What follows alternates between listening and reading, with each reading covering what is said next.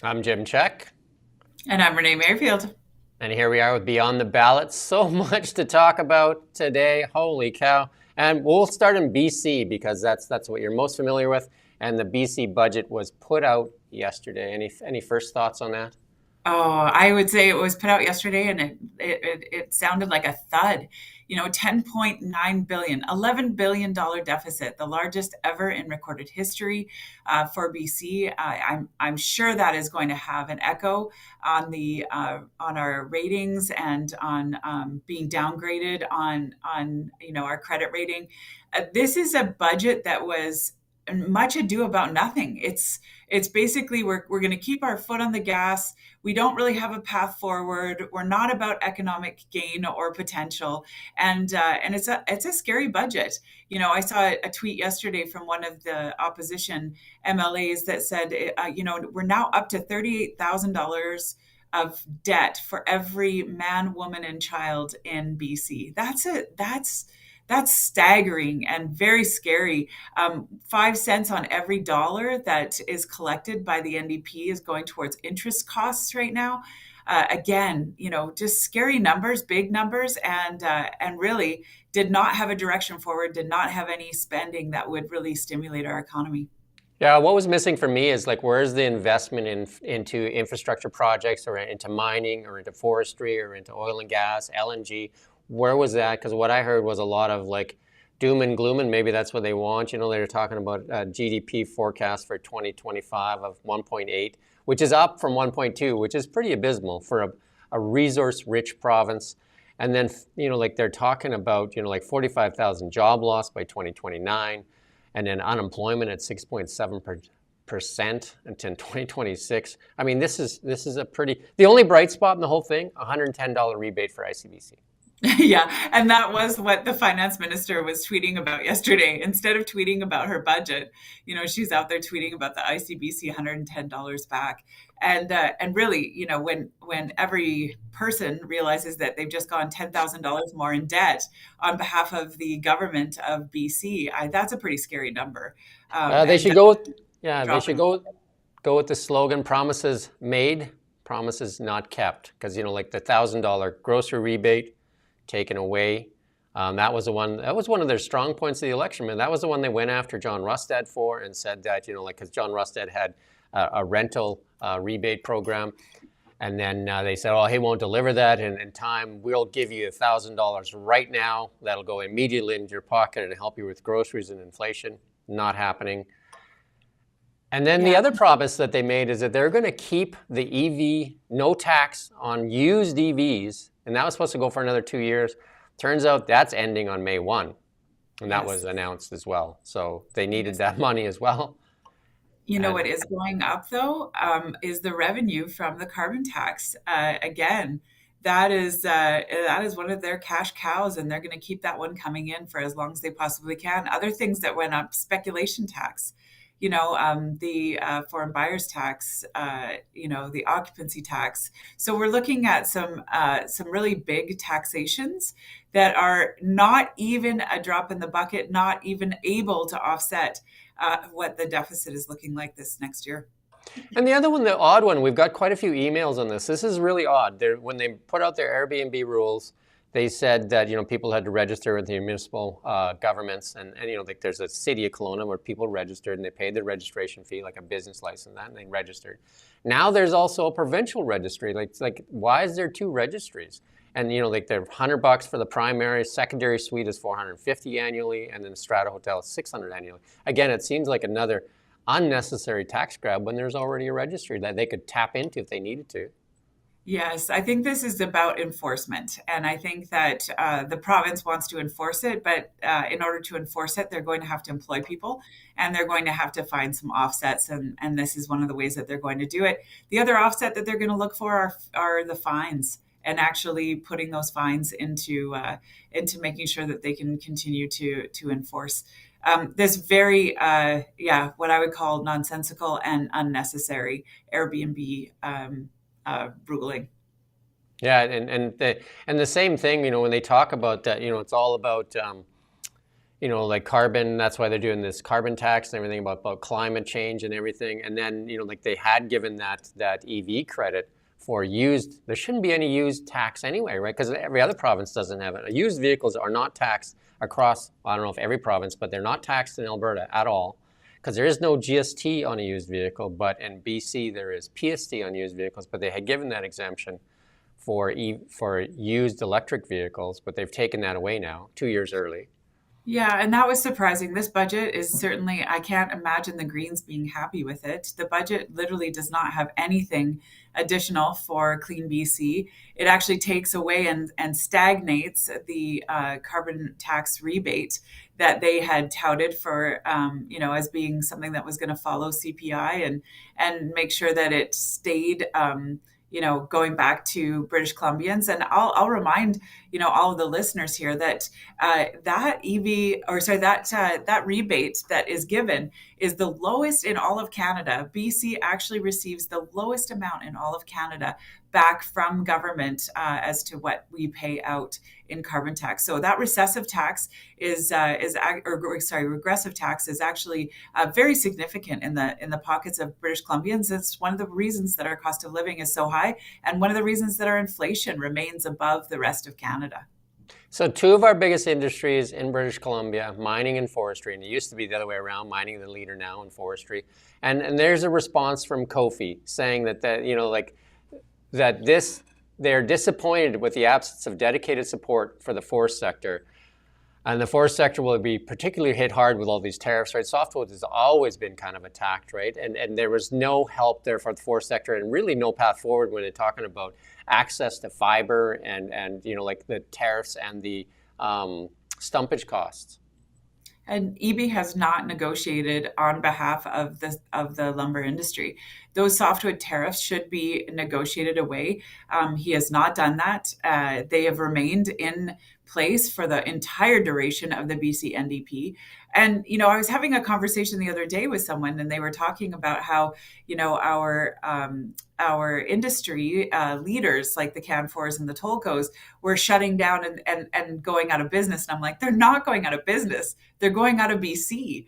Very different story, and how they're going to the US, and how the US is really ratcheting up lumber production, and how that won't be as much of an issue for their housing industry, regardless of what tariffs they decide to put on the lumber that's coming from Canada.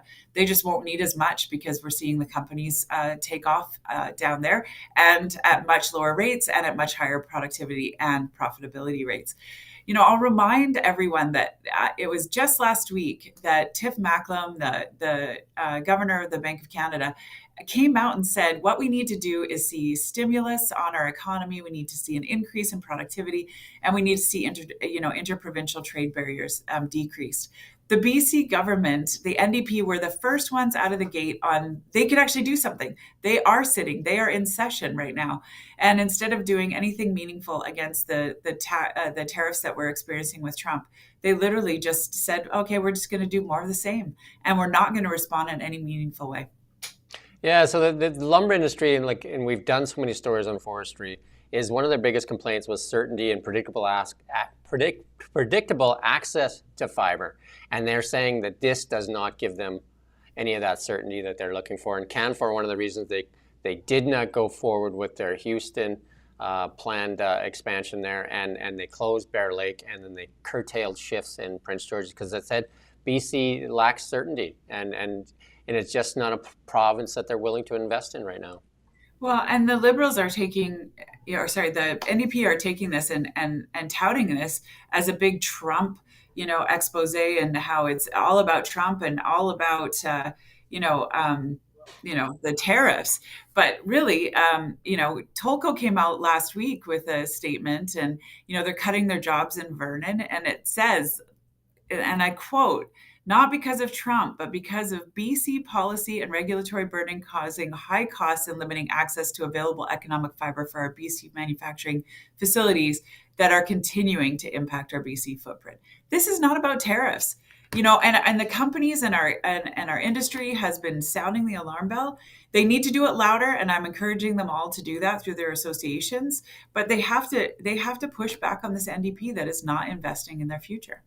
And that's been echoed by AP planners that had that mill in Merritt, and that's been echoed by Canfor. And these are large forestry companies. And the other side of that coin, which is so puzzling, is that wildfire is one of the biggest risks in British Columbia.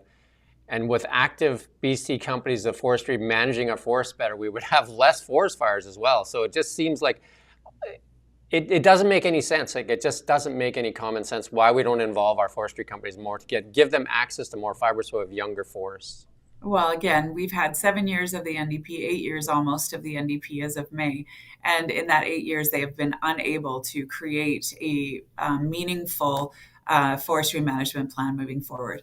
Without that, we will not be able to see our forestry companies have any level of certainty. And without certainty, you're not going to see investment dollars.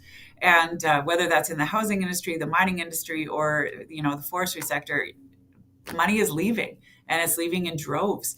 And just this morning I was on a podcast that was talking about companies that are opening up in the US to avoid the tariffs.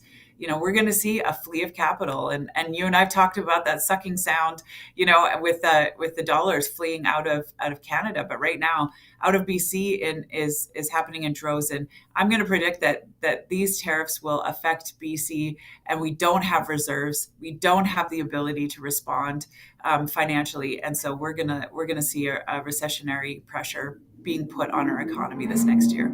Yeah, Premier Eby used the two excuses, saying that the reason they're not giving the $1,000 grocery rebate was because of the investment capital fleeing the province, and two, the Trump tariffs. The capital was already leaving prior to this. It's been leaving for like 3 years. It's Pembina. They stated at the BC Business Council last year that the reason that they came to BC was because of the political environment. The reason they're leaving BC is because of the political environment. If we do not change what our policies are, we will continue to see that flee of capital. It's very simple, and without a change in government, we're not gonna see it come back. Yeah, and I think the other one I somehow slipped my mind there was the dollar. They said the Canadian dollar had been falling. Actually, the dollar had recovered a little bit after, because the dollar had been falling for about a year, and then it had actually dropped when the first time they mentioned tariffs, but it had recovered from there. So both of those excuses don't really hold water. Agreed. And this government is still not responding to what it needs to. They're not providing the infrastructure that's necessary to see even their policies come to fruition. And whether that's in the housing market, you saw the headlines this last week about Kelowna being out of power in certain areas, developers being told with buildings that are almost completed that they're not going to get energized for 2 or 3 years, projects being shelved because of that fear that there's not going to be enough electricity, not being able to meet the mandates that we have with necessary charging stations or with the necessary amount of electricity. And all the while, we're bringing in electricity at $1.4 billion a year and climbing. And that's from Alberta and from Washington, which are coal burning and natural gas burning. So Yeah. why we can claim that in some way, shape, or form that we're actually doing something positive for the environment is beyond me. We need to get out of the way of the market and let market demand dictate, and let the capitalism actually see its way through the quagmire that we're in. We have to be really careful too in the rhetoric that the politicians are putting out there right now. Doug Ford saying, "I'm going to turn the lights off," because what if Washington turns our lights off?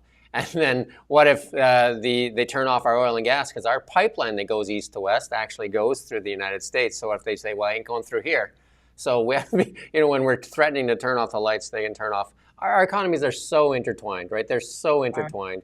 So I think on both sides need to really dial back the rhetoric right before we end up in a really bad spot. So this is the big one, is that we still have interprovincial trade barriers. And this is one of the, Peter Millibar says, like, why don't we get rid of these trade barriers? Because Pierre Poilievre has brought it up many times too, is like, our biggest trading partner is right here in Canada, except we have barriers in the way. And this is something that's been brought up for decades. There's been a certain task force that have been struck, certain interprovincial, and there's the 4 Western provinces that got together to try and tackle some of these particular issues. but it really needs to be directed federally, where you take away the powers that the provinces have to block each other and each other's goods and services. That's what we need right now. We need a strong federal government that is going to tackle those interprovincial barriers. Tiff Macklem was very clear that that is what was necessary in order for us to start trading with ourselves and to decouple from the United States. Why we are not doing this yet is beyond me. It doesn't make any sense. And right now, when we are in crisis, would be a logical time to try and take the egos and put them aside and the political agendas, and then actually put forward some great trade initiatives for the rest of Canada. The Greater Vancouver Board of Trade gave the budget letter grade of a C minus, and expanded its report card to give the Trump tariffs a letter grade of F, and said this budget did not deliver economic incentives, tax changes, or programs or policy shifts that are required to kickstart our economy, which we have been advocating for since before the last election. And that's what you started with, saying, like, where's the incentives? Where's the incentives and the draw for capital? Where's the incentives to get people to invest here instead of the United States? Because right now there's so many incentives to go south with your money if you have large capital, because it's low taxes, less regulation, fast tracking. And here, well, like, fast tracking, what does fast tracking mean for a mine here in Canada? What are we talking now? 12 years? 10, 12 years? Yeah, that's fast tracking. Like, and like so many things. And access to fiber. Like, I interviewed Premier Eby on that same thing. He said, Jim, yeah, we can do better. Well, then do better, right? And do better. Then do better. Just start doing better. Like, there's a documentary out there from Marin saying they can't even get access to burnt wood. They can't even get the permits for burnt wood, like, that has a best before date. Like, if they can't cut that, I don't know if it's 1 or 2 years, that it's just basically just chips at that point then. Oh yeah, it's useless. Actually, they can't even process it. So you're right. This government does not know how to activate, does not know how to stimulate the economy. What we saw go up in any way, shape, or form in this was social programs. By a measly 4%, healthcare by 4.5%. Again, we're not seeing a greater delivery of these. We're not seeing less issues or needs on our streets. Why? Because our economy has been, failing over the course of the last 2 years in particular, but I would even claim 3, bolstered only by the 4 mega projects, which are all now winding down. And we are going to see a greater increase in our unemployment rate, and we are not seeing the necessary economic stimuli. The other ones that were really left out of this budget were small businesses. The small businesses that are dying the death of 1,000 cuts, and all of the extra taxation and pressures that they're experiencing right now.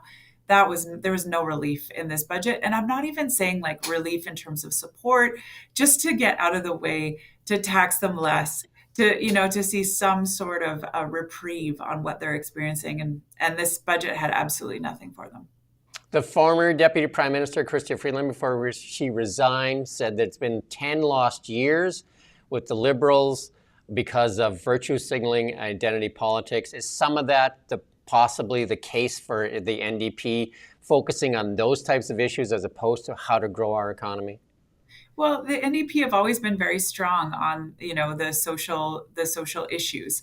And I think that, a centrist government would say, hey, our heart is on our left. We care about those that are in need, but our pocketbook's on our right. And we have to get an economy moving forward if we want to pay for all those social programs.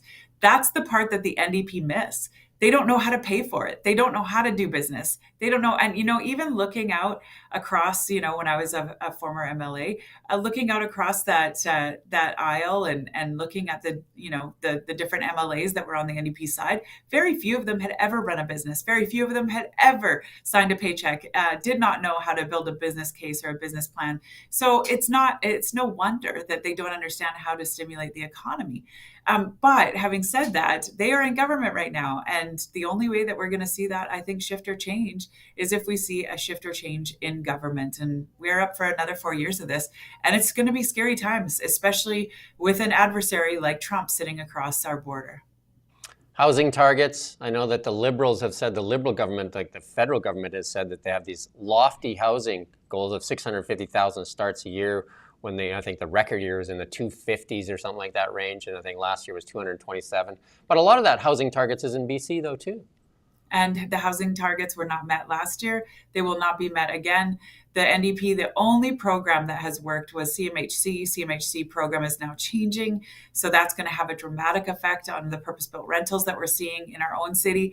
And if you look at the numbers for where we're at on our housing starts, people look around and go, well, we're seeing rental incentives now being offered, and we're seeing all these new buildings coming to fruition, which is very true. And we do see new buildings coming to fruition. We do see a rental vacancy increase, which is all part of being a healthy city. But what we fail to realize is the building starts, especially in Kelowna, have plummeted over this last year, and we are sitting at numbers that we haven't seen since 2016. That's a very scary time, and it really means that we are going to fail on the housing crisis. And I've been asked, like, well, what should we do? What should government do at this point? And I would say, stop villainizing the housing industry. Stop villainizing those that are investing in the housing industry, because you have to have that investment in order to move it forward.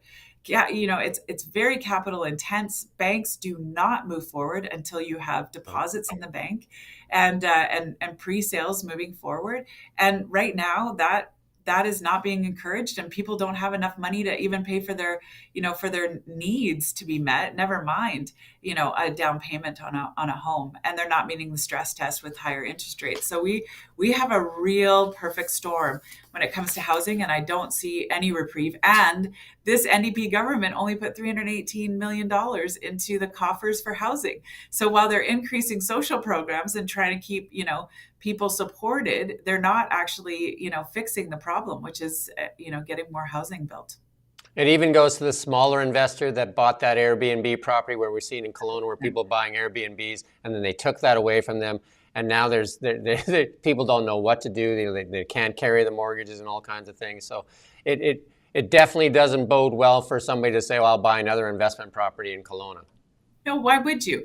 Just like the sucking sound that we hear in the forestry industry or the mining industry, it is in the housing industry. It just looks different in the housing industry. So, we are seeing that there is no optionality when it comes to housing, and we're looking at very few ways that you can exit out of a housing purchase in a meaningful way, other than to lose your shirt. So it's not looking great. Airbnb properties typically were not, and I mean, Stats Canada did a great analysis last July on that very, very issue, and said that only 0.05%. That is so minuscule of an amount of housing that was on the Airbnb market was appropriate for long-term rental. Yeah, and I did the interview with Brenda Bailey, and she said, oh, Jim, we got to go after those people that own 27 of these Airbnbs. They're running these big, huge businesses.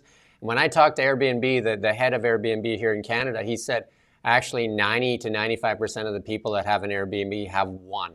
Right? They aren't large corporations and stuff like that. So again, they use one example to vilify the whole industry. And then it's really hurt families too. It's hurt our tourism industry. It's hurt so many different sectors. And yet, they still keep running on the same mandate here. Totally agreed. So we have to do something. We have to do something radical. And people need to get noisy. They need to let this NDP government know that things are not all well, and that just by increasing the rental subsidy is not going to make ends meet by the end of the day, and it's not going to get people ahead. It's like you're giving them a fish but not teaching them how to fish, or letting them into the pond where they could actually fish. So we need to a greater focus on that, and this was not coming from the NDP whatsoever.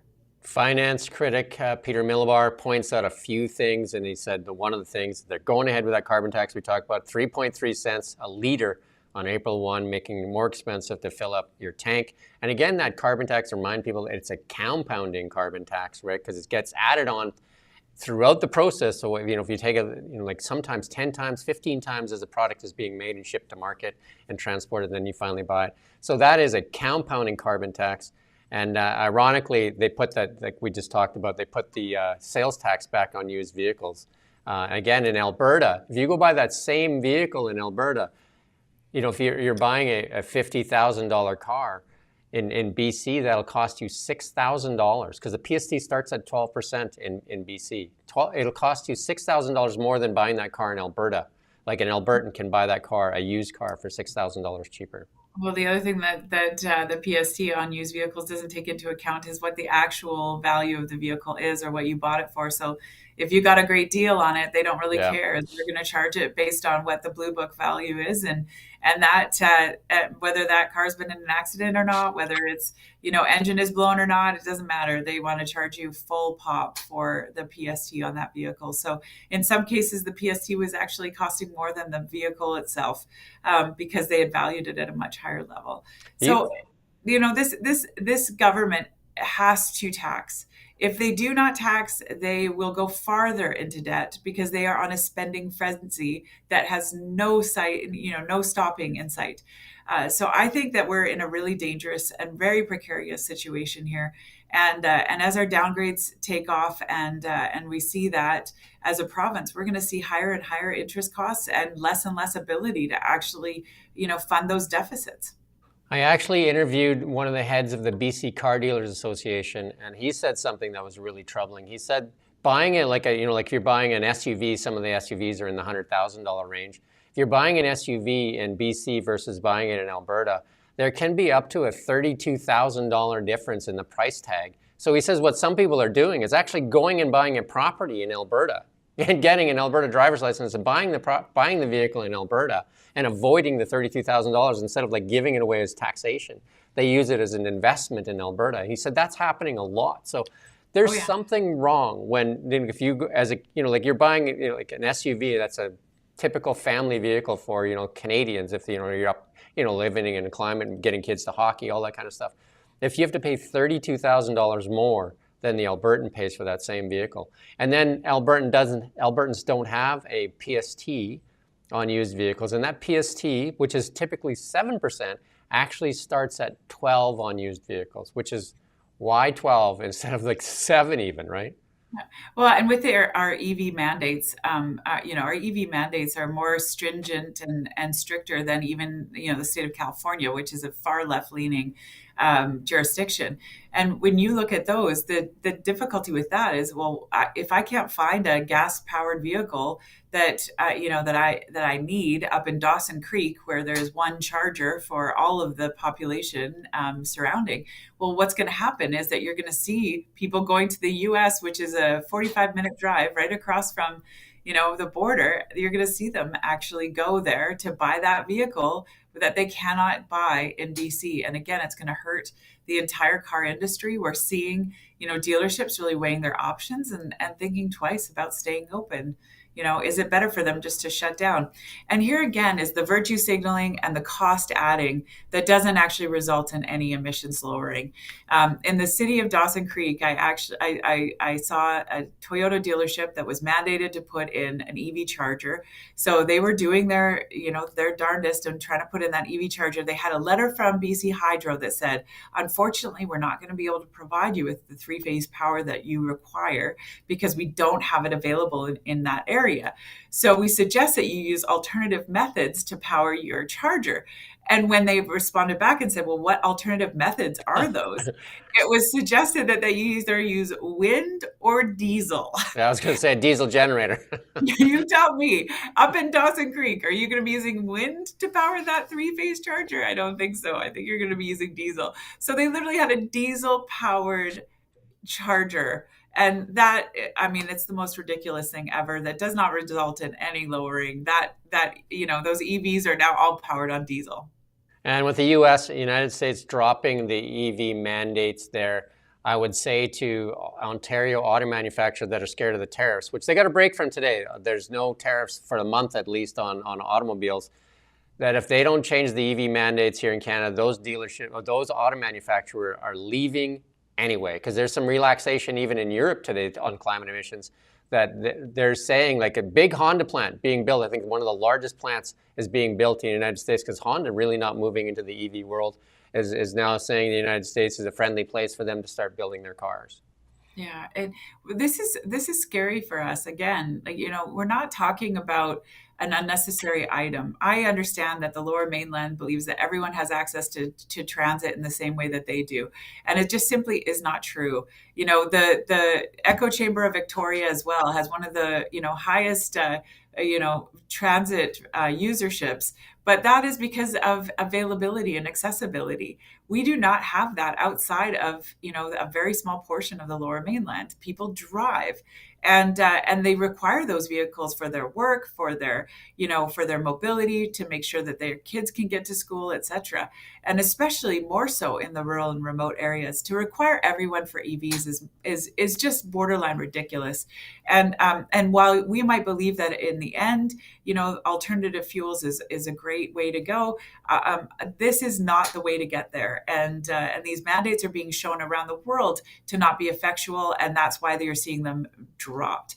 The other thing that's being shown to be not very effectual is Airbnb legislation, and you're seeing New York on the debate floor right now, trying to figure out whether or not they're going to be keeping their Airbnb legislation, because they've seen rental rates is continue to climb, and their tourism industry crippled without the Airbnbs. So it's really not making the difference that they thought it would. I mean, I really like EVs. I drive one, but I also think people need to have a choice. People should buy one because they think they're, better, not because it's just like, like it should be because it's a choice that you get to make on your own, and it suits your lifestyle and it suits the community you live in. It should never be forced upon us, because that is definitely the wrong way to go about it. And right now we're probably going to see some really negative repercussions if we're forcing it here in Canada and it's not being forced in the United States. It'll just, again, that giant sucking sound, and people will be leaving to there to invest their capital. And We've gone. What's oh, that? sorry. No, you I go was going to ahead. say, it's not just that, it's the cost of living. EVs cost more. And without the incentives from the federal and the provincial governments, and the tax, and the rebates, we're seeing that it's expensive to do so. We also don't have the infrastructure. We don't have the electricity. So it's expensive to add that charger. It's expensive to fund that power. So until things become cost effective, you're going to see people leave, because it's just simply unaffordable to live here. And we're seeing our kids in the next generation make choices to go to places like Alberta or Saskatchewan, because they can afford to have a house, or to have mobility. And that's scary times for our next generation and for our creative capital, There's and certainly something that we have to really think about and look twice at.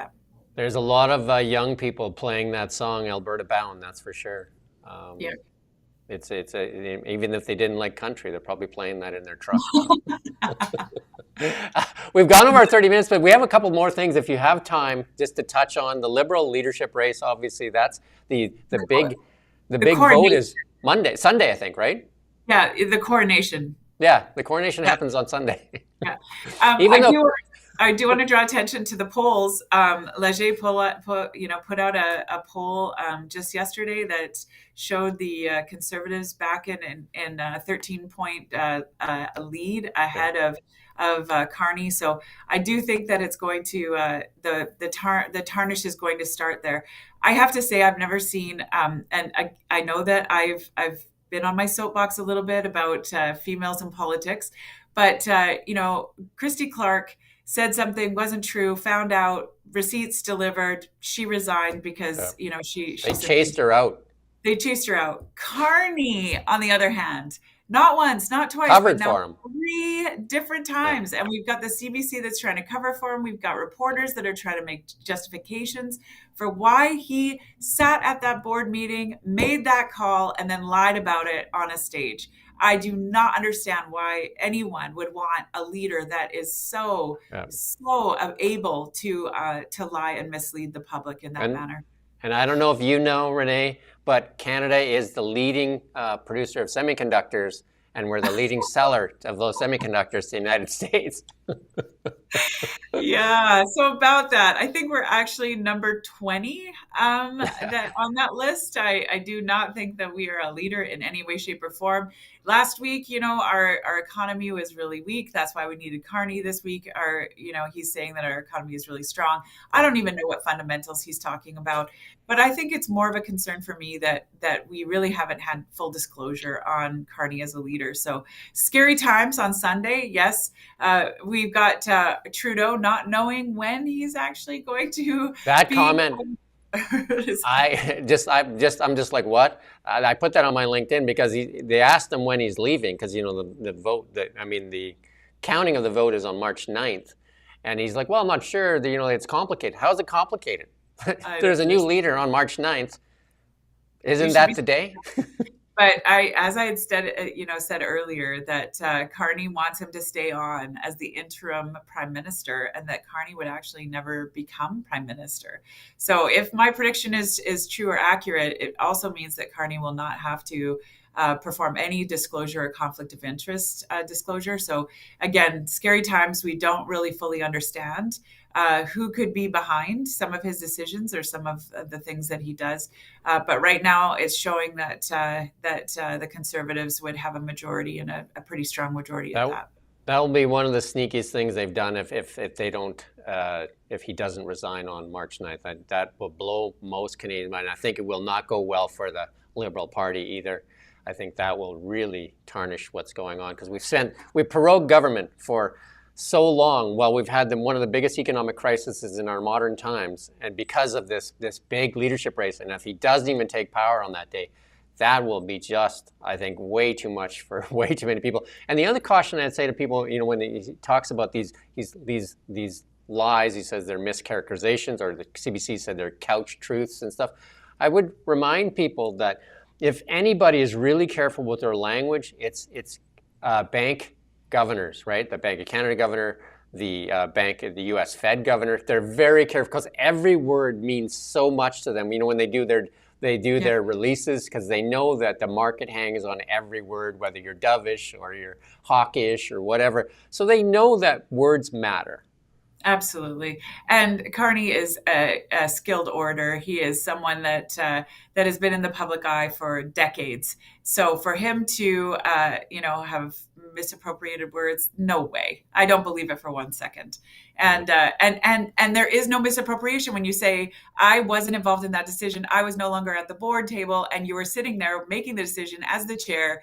Sign the letter to move the headquarters. Doesn't make sense. And if it walks like a duck and talks like a duck and quacks like a duck, yeah. And then Trump comes out and accuses, they had a conversation today, Trump and Trudeau, and Trump accuses Trudeau of using the trade war to stay in office, and never let the Liberals, for sure, are really good at using an existential crisis, as I like to say. There's been a lot of those, to keep power, for you not to allow you to criticize government, criticize institutions. We've heard this so many times over the past 4 years of you're not allowed to say anything negative. I've even had some people say to me, hey, Jim, you got to really, this is not a time to criticize this government. When is the time? We as the public have to hold government to account.